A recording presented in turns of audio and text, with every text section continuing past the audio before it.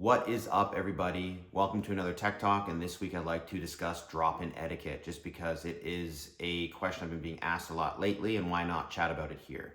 As a coach and a gym owner, there's a few things I look for when someone visits my gym, and it's pretty simple. First thing is, when you drop into a new school, be pleasant to be around. Be respectful, use your pleases and thank yous, be yourself, but be pleasant to be around. Don't be yourself if you're not pleasant. That's a bad idea. And secondly, when you do drop in, I look for people that are additions to the mat space. Why would I have someone in my school for a drop-in, especially an open mat where they're likely not paying, if they aren't providing something positive for the training environment? If they're not technical, if my students are having issues with this person, or they just come in just to smash heads and not actually technically develop and build their skills, there's really no sense in them being at my school. So when you do drop in at a school, look to add to the environment. Now, if you are visiting a school for the first time, there are a few things that I think are important.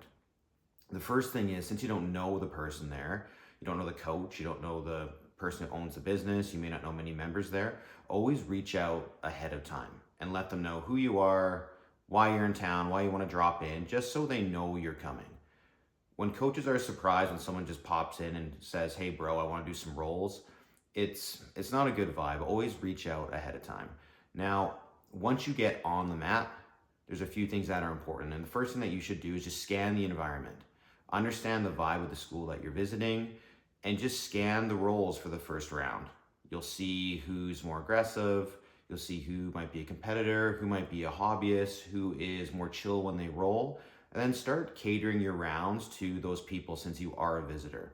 It doesn't mean you can't roll hard. You just have to choose the people that will likely want to roll hard with you, and that is an important part of joining a training room.